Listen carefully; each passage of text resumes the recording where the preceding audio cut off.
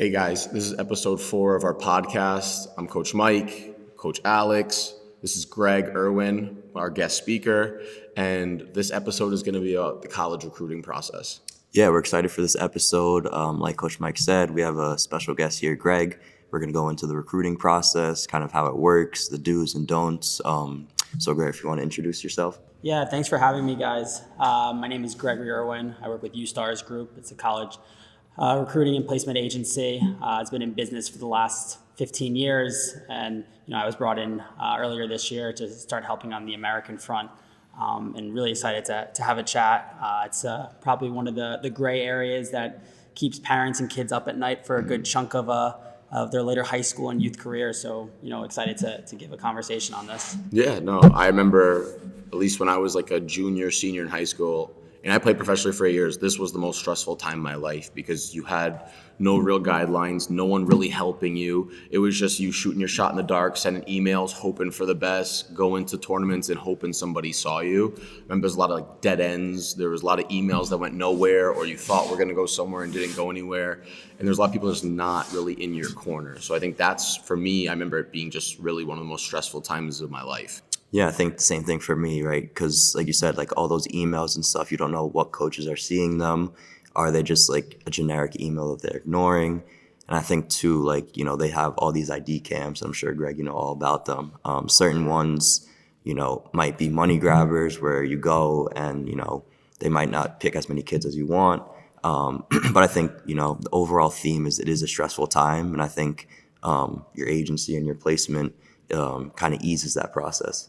Yeah, I mean, just to jump in there, I think like it's interesting when I think about being like a 16, 17-year-old kid and then now turning 28, you have a lot of perspective. And in one of these spaces, it is in that recruiting space. And there's just a lot of unknown. There's a lot of unknown depending on where you are, in the country, where you are from your academic situation, from your financial situation, unknown if a parent hasn't, let alone played college soccer, have they not gone to college in the States?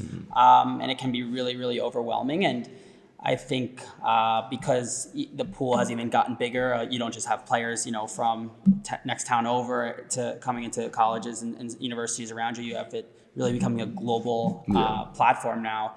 There's a lot of people in the pool. College coaches have only so much time in the day to read hundreds of emails coming in, see hundreds of games in their already tight season and then spread. So yeah, really, really interested and excited to chat more. Yeah. I guess I would start it off. So what would it be like for a kid that is interested in your guys' agency or your help? How would that process start? What would you guys look for? Because obviously it's a lot about marketing, right, for the kids. So I think the first bit, so I'll talk about for us, and then I'll talk about, and I think we'll get into it a little bit later, the entire recruiting process that doesn't just start when you email your first school. It starts, really your first day of ninth grade of freshman year. So for us, what we do, we'll see a prospective client. It's either through a cold outreach, through a partnership with a training club that we're with, like yourselves, a partner club, a partner high school. We'll get film on the individual as a first glance. See film, we'll come onto a call with themselves, mom and dad.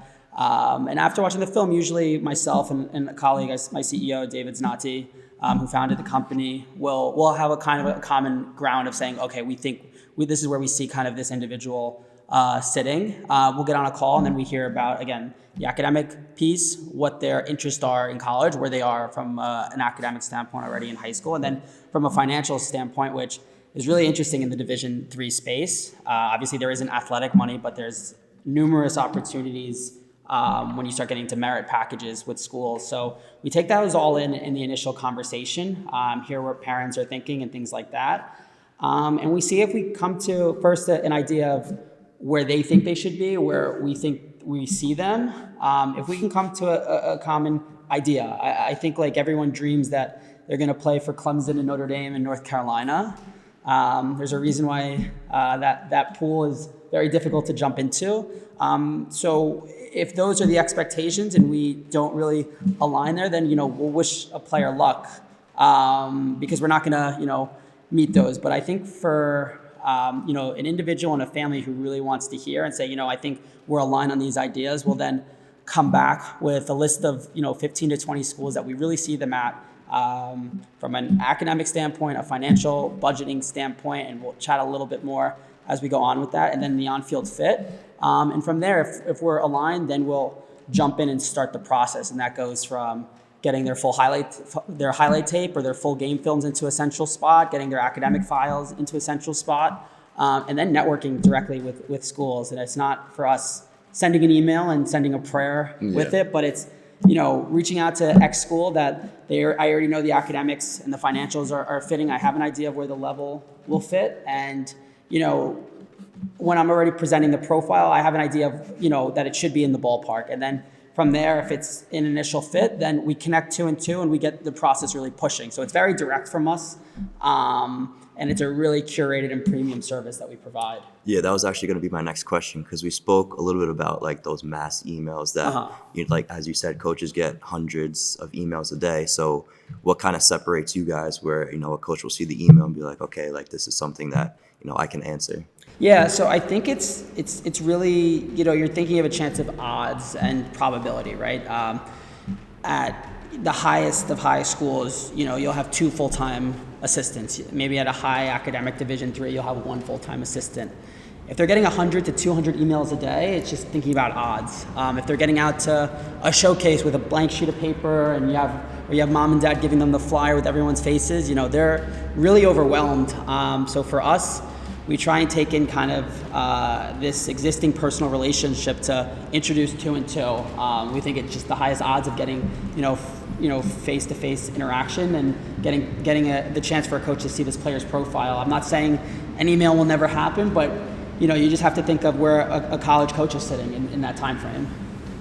Yeah, I think for me at least, like it seems like for the kids, the best way to do it is by marketing yourself and being very organized. I feel like when I was younger, like 16, 17, 18, I didn't know anything about it. My parents didn't know anything about it. I didn't have anyone to guide me in the right direction, so I just knew I wanted to play soccer, and I go to the top 20 schools. I'm just sending emails hoping for the best. I didn't really have my academics like lined up. I didn't have a video. I didn't have like the financials. I was just like, I'm going to hope for a scholarship. Like there's a lot. I think that parents and kids, whether they use your service or not, I think they need to start to think about everything that goes into it. So I guess my next question would be like, let's just say someone is starting from ground zero, kid and parent.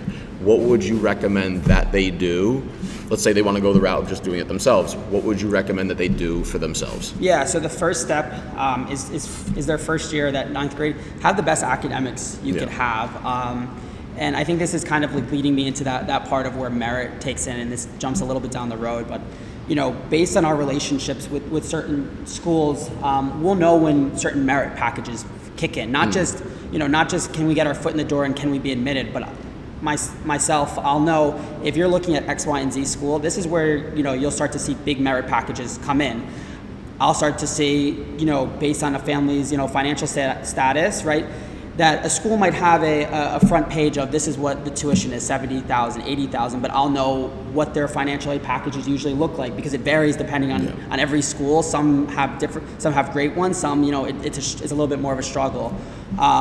So getting a full idea of the sense of the client first is for us, but I think when you jump back and you say what can families do first, it's knowing what their parameters are, and it starts off with having really, really strong academics for the kids.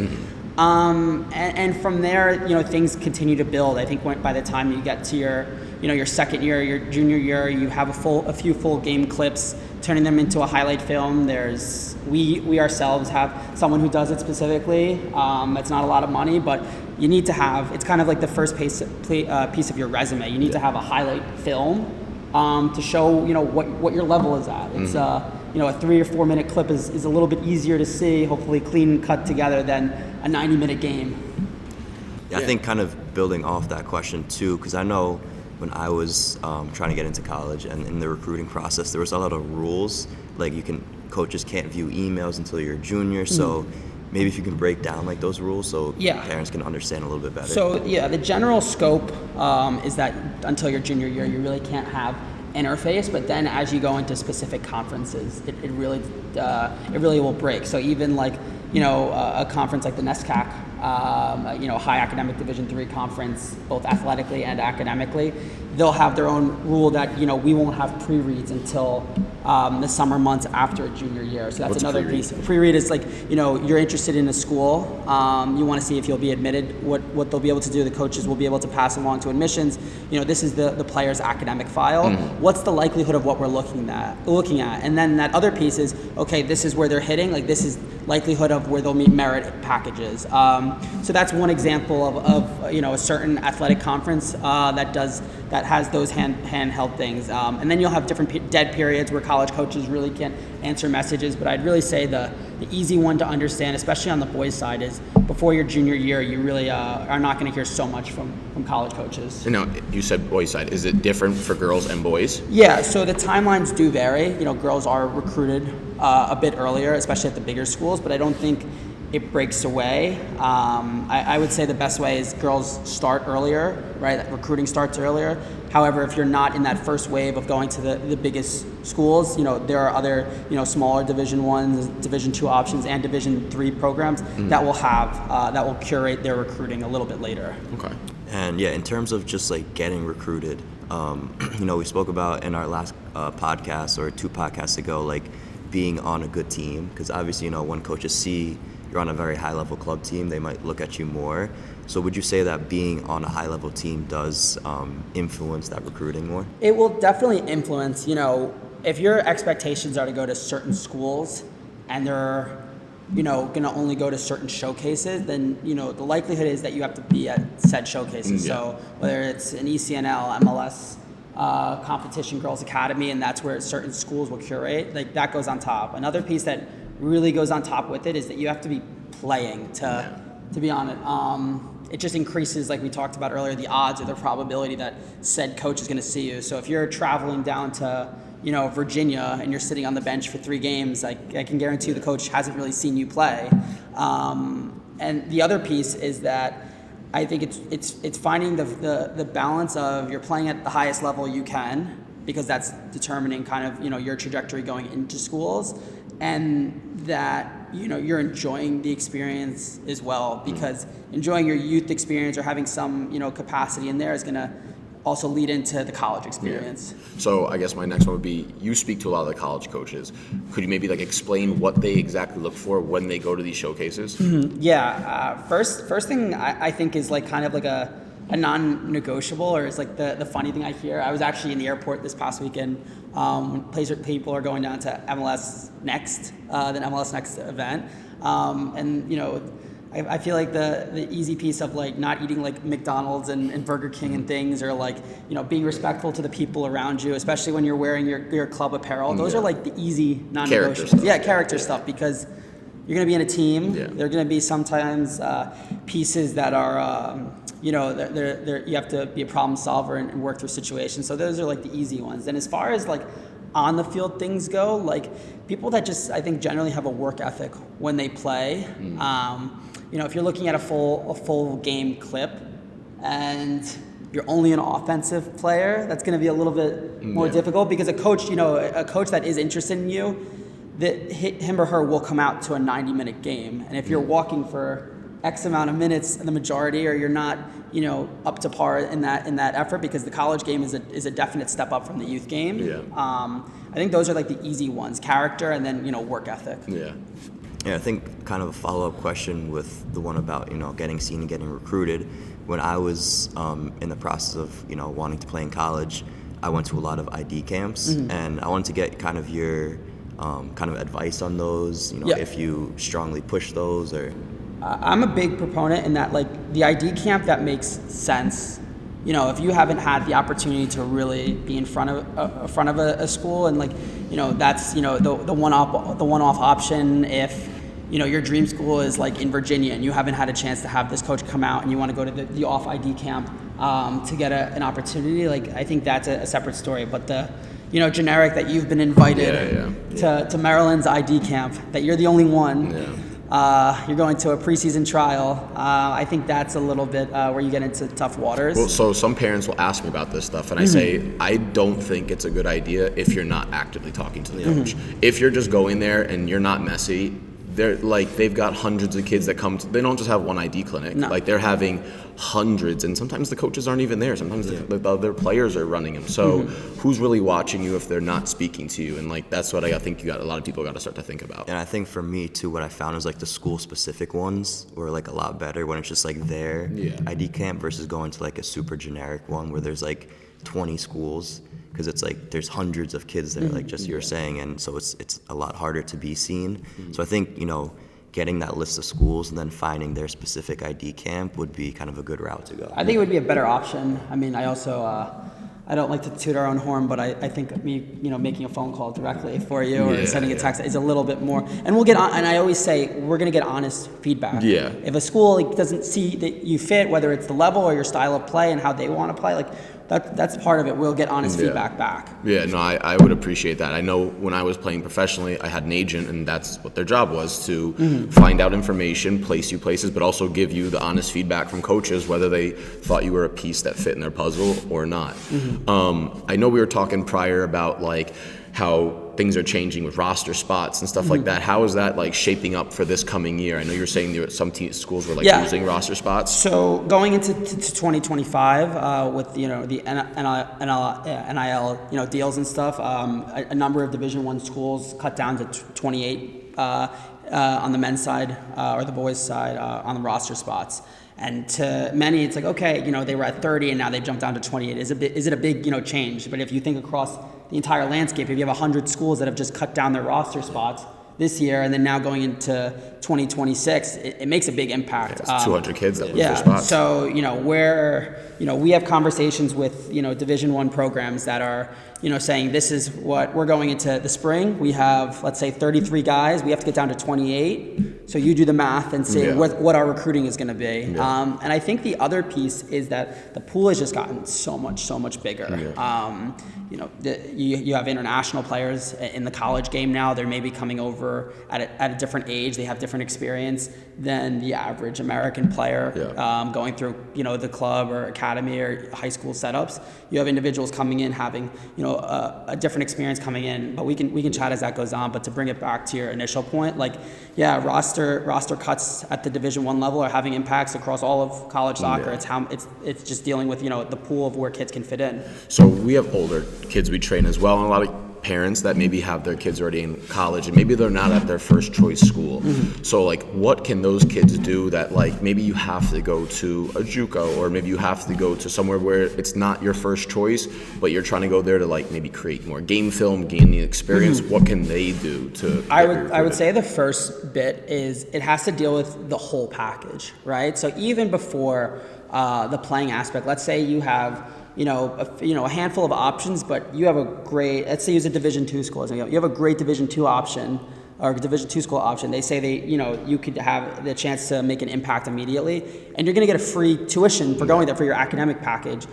And then you have a few other options. Maybe one is that, you could be the 20-something guy on a Division I roster that you're getting no money. So what's the package idea in there? So that's the first bit I say. And then the second bit is that if you have expectations that you want to get to a certain level, the reality is, first, the college game is a step up from you're dealing with older players, you're dealing with results that really, really matter. And it's a different mindset, I think, than the youth game.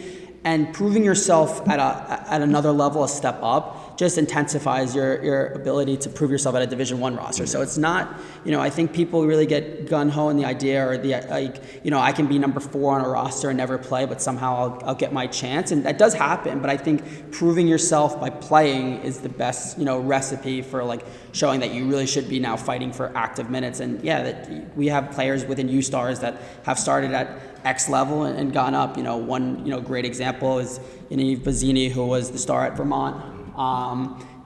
When they won the national championship, he didn't start at Vermont. He had injury trouble and things like that, and gradually went from one school towards Vermont. Where did he start at? Started He was at NC State. Okay. And he found the right fit. And I think and obviously he took the silverware home. Yeah.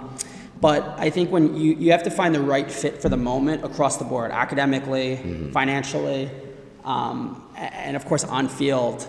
and then you have the ability to make the impact on where you want to finish. Yeah, and going back to, I know you mentioned like the international players coming over. Is there a rule for that for Division I schools? Because I remember when I was, looking at schools, I was interested in Marist University, and I went to a game to just watch how they were playing, and like the whole starting lineup, I think, was from like Germany and Sweden. So is there a rule for international players? Or? At this moment, there isn't a rule. Obviously, you can't have professional status and things like that. But as far as the Division I game goes, you pass a TOEFL as you're an international, so you have the ability to do well enough academically.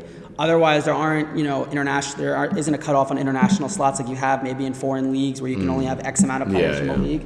So it's really open game, and for a college coach, when you're looking at, it's tough to say out loud, but at the Division I level, you're looking at an 18-year-old who has high school or club experience compared to someone who's, 21, 22, and maybe they've been on like an under 23 team in Spain. Like it's not it's a little bit difficult. And also to make that jump up from being 18, just playing 18-year-olds, to all of a sudden having to play 22-year-olds when this guy or foreigner has played pretty much professionally since he was like 15, playing against grown men. It's tough to choose there. Yeah, so I think we've been speaking about like what to do in the recruiting process, and I think a lot of, as we spoke about, people like me and Coach Mike ourselves were unaware. So is there any like misconceptions or kind of do-nots that you bring up in the recruiting process? Yeah, I'd say like it's a pull from the stuff we've already been chatting about. First, start earlier rather than later. It just increases your chances. So if I have like a player that wants to go to like a good NESCAC school or a good UAA school, the chance that the roster spot hasn't been filled yet is just higher if we're working with someone earlier. That's one. The next part is be open to different opinions. I think sometimes mom and dad or a 17-year-old teenager think they know everything. I don't know if you guys have ever been there. I think you know everything at 17. But it's about being open to perspectives. And then I think the third thing is knowing that it is a growing process of your experience. So like depending on like if you're willing to hear honesty, that's gonna implement it. And I guess like the bonus one at the end is that like there are individuals that you have in different spaces of your life that are experts in things, and they have experience, and we pride ourselves that the company's been around for a long time to say like we want to place you, and that's our responsibility in a very changing landscape. Well, I think like the biggest thing I've always learned throughout my entire career playing and just in life in general is like it's a game of opinions. And like Coach Alex might think I'm the greatest player in the world, and Greg might think I can't play at all. And like that's just how it is. One college coach might think you're the greatest thing in the world, and the next guy might not want you at all. So it's just kind of a game of opinions. And just because someone thinks you're not that good doesn't mean you're actually not that good. You just got to go somewhere else where somebody values you, I think. Yeah, and kind of interesting to bring that up. I had a similar experience with that when I was getting recruited. I went to an ID camp at a couple schools, but I was talking to a couple schools that were there, and I played really well. And so I was super excited to then talk to those coaches. And I actually had the University of Vermont reach out to me, but I wasn't really interested then. And then I went to the Division III school that was there looking at me, and they were like, oh, you're a very good player, but your size isn't going to fit our team. So it was interesting because I had a Division I school interested in me, but at the same time, a Division III school said I wasn't a fit. So I think it just goes along with what you're saying. Like every coach has their own opinion. Yeah, and also what they're looking for, right? Like it's always like a puzzle, and they're trying to fit different pieces, and when one kid graduates they're trying to fill those shoes, and what can these new kids coming in do for that? Yeah, the only thing I would supplement there, and maybe this is the last point I would do, is always, and I think we talked about this with the example of what are the easy things or the character things, you can always be respectful. Like you have to remember these are individuals that are dealing with 17 to 23, 24-year-olds full time, whether they're bringing them in, whether they're trying to get the most out of them in games. Your ability to stand out by being having good character is an easy one. Sending a thank you email if you get a response, having those little pieces there. And I think the other thing is like it kind of bleeds into like things around you, being a good teammate to those around you, because it's all things that like I want to have a person on my team, or when I was playing, or I was involved in around the game for near results. It's like I always want someone around me. So a college coach wants someone who's going to impact and make their locker room better. Yeah. I think that's a big thing that I always found too is you don't want those people that are just very egotistical and very selfish and always looking out for themselves. You want someone that's a good team player because those are the people you want on your roster that are going to help create that environment to go to national championships. It's very hard with 22 guys that are all about themselves to win anything. Well, it's like how we always say, like soccer goes into not just the sport, but also life itself. The same thing if one day you're looking for a job and like your boss or something like lays you off or, you don't get the job that you want, you don't want to, complain to them or go back at them. It's, more of being respectful. And I think, like we always say, it kind of bleeds into real life as well. But also taking that criticism and doing something with it. Like if Greg is a college coach and he tells me, hey, listen, like I think you just need to be a little bit faster on the ball. Maybe I go home and I practice that. And because of Greg's words, I maybe get that scholarship I wanted to at a different school because I started to move the ball faster, change what I was doing. I just think that's, some people, you can't take it to heart. You just got to use it in the right way as fuel to keep getting better. Yeah, I think that's a big thing, honestly, because I remember for me, when I heard from that school that they weren't interested in me, it was like a big blow, and then like automatically just lose that motivation and that kind of interest to keep going. So I think that's big. I think the other piece, I have this joke of like, and this goes to the last point where it's like if you're not starting at the place you want to be at, and someone says I should be X, and they're like, okay, like go start 18 out of 18 games, be the the leading scorer. Like those are like the easy, like those are the big character people for me, like someone who thinks that they should be a forward in the ACC. It's like, okay, like then start where you want, then start at X place, start every game, score every, like be the, and like prove it. I think that's the easiest, those are the easiest character ones that like people kind of shut off. They can blame everyone but themselves, like, oh, I don't play for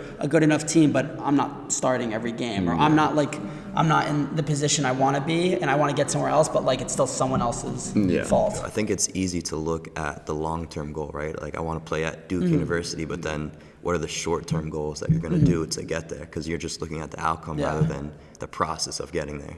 I also think, too, people need to think about, listen, there's a very small percentage of people who are actually going to go play professionally. What do you want to do? What are you getting out of the college process? And I think, bringing it back to that, I remember I didn't know anything about my scholarship money I was getting. I didn't know anything about how much money I was going to end up having to pay afterwards. I didn't care about FAFSA. I didn't care about any of that stuff. And all of a sudden I came out of college and I had student loan debt. And it's like, I think people need to come back and really go full circle with how much academic money am I getting? How much scholarship money am I getting? What am I trying to do with this? What degrees can I get? Because again, a small percentage of people are going to go play professionally. Yeah, and I think that we can use that to segue kind of more specific to us, and we chatted earlier, if a family is coming to us and let's say they have a $50K budget, right? Like this is what we can afford. That comes into the package, the whole thing of like, okay, I'm going to push you to a school that I know that if at face value it says $80K, they'll get us in the ballpark. And I think that's really, I would say it's the biggest separator for us, that if you give us the whole package, like highlight film and game, like, okay, you're a player. I get that there's a lot of players out there, but for your specific needs, you need to be at a place that you can, make this college cost affordable. That's part of that premium service that we're going to push you and connect you to places that we know will meet X, financial needs, or meet, it's a public university that's at this point, because it's a whole package decision. It's not just an on-field decision. The college game is only going to go on for 2 to 3 months of the year, and you have a lot of work in the gym and in the classroom and other things, so it's a package decision. Yeah, I think that's too kind of looking at the complete school, right? Because I know a lot of my friends, kids that I played with, just went to the college for soccer because they got the offer and they're like, oh wow, I got a college offer, like I'm going to take it right away. And then, like you said, once those 2-3 months are over, they're like, oh, like I'm not happy here, and they end up transferring either to another school and not I'm playing. laughing because this was me. I literally I'd get an offer and I'd be like, yeah, it's D1, I'm going there. And then all of a sudden I'm there for 2 months and I'm like, wait, I don't like being here. Yeah, so the kid who jokes and he's like, yeah, I don't want to be in a cold climate, but he gets an offer from, a school in the NEC or American East, and it's like, okay, it's going to snow in September. Maybe we'll suggest that we get you towards a school in California or Florida or, in the South. But like, that's the whole package again. Yeah, well, I think it also brings it back to what I think the parents and the kids have to sit down and have a real discussion about what are they all looking for. Like, I think, one, the parents also need to inform the kids of how much they can afford themselves and how much debt the kids are going to have to take on. How far do you want to be away from your family and friends? How easy is it going to be to get home for holidays and stuff? And what your soccer experience is looking like. Like, what do you want to do with it? How far do you want to go? How good of a team do you want to be on? Do you want to be the starter? Are you okay riding the bench? Like, I think there's so many factors that, like, I think that just go unspoken between parents, kids, coaches, that need to have like a real honest conversation of what they're looking for so they can help their kids get the right fit, because it's a 4-year fit, hopefully, right? Hopefully. Yeah. I mean, I don't know about you guys, but I liked my team. I loved my teammates, but I wanted to play. Yeah. So like when kids come to us, and whether it's, a goalkeeper's an easy example, right? Because only one plays. Yeah. And someone's like, when we're hearing like what a client's like saying, I want to have a good experience. My initial question is like, do you want to play? Do you want to have the ability to play immediately, or you want to like clap for your teammates? Yeah. And some people are happy to have an experience. And I know for me, I wanted to play. So that's part of the other piece of saying, okay, if we're going to push you towards X, Y, and Z school, like this is a spot that, again, the whole package, you're going to have the ability to make an impact earlier, as opposed to if you're going somewhere and you're a 9 and they have 2 kids who are 9s and they're not graduating. So like, here's the realistic expectation now of you have to jump to be a guy getting minutes. Well, and I think that's something too that people need to take into account is like, what is their graduating class looking like? What are their kids transferring out? What spots are actually opening up? Because you might want to go to like Stanford or something like that, but like how many spots are actually open in that roster that aren't already filled, or how many, like, you know what I mean? Like there's so many other factors that go into it that I just think people need to educate themselves a little bit. And I think that's the problem is the education is difficult because a lot of people haven't gone down this route yet. Yeah, so actually my process was pretty unique. I went to Trinity College and then SCAC, and initially the coach, I went to an ID camp and he really liked how I played, and we were speaking, but he said unfortunately their recruiting class was full because they're only bringing about 4 or 5 guys in, and I was a little bit later in the process. But he said, if someone decommits or we decide to open up our recruiting class, then you'll be the first one that we call.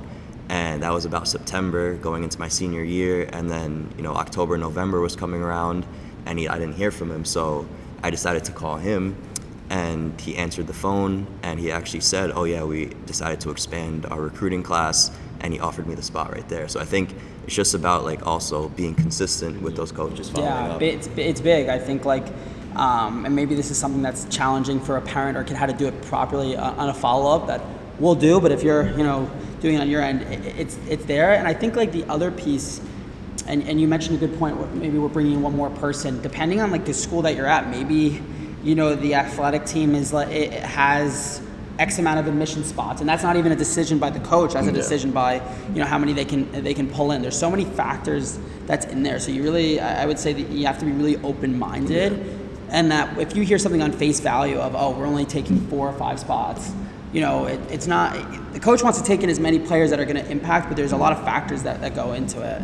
I think there's also like, at least during my college process, it helps when you have somebody that's in your corner, right? Like to do it just by yourself with organizing your highlight tapes, academics, getting them out to people, like you need someone to help push you. So like, when I was doing the recruiting, I had someone helping me. It was like my club coach, and he had some contacts, so he was talking to people. So like my first year, I went Division I to Bryant, and I was the only freshman that was starting and playing every game. And actually, Bryant just went, I think, round of 16 in NCAA. Yeah, they had a great program. Yeah, they were like ranked number 2 at one point in the country. We weren't that good back then, but it was okay. Like we were okay. We were a smaller program, but I was able to play every minute of every game. And then, like, I didn't really love everything about the program and how things were run, so I ended up transferring, and I went to another D1 school in Farmville, Virginia, Longwood University, and I ended up actually breaking my ankle in preseason, and I ended up having a redshirt. So I didn't love the distance there. I didn't really educate myself on what was happening.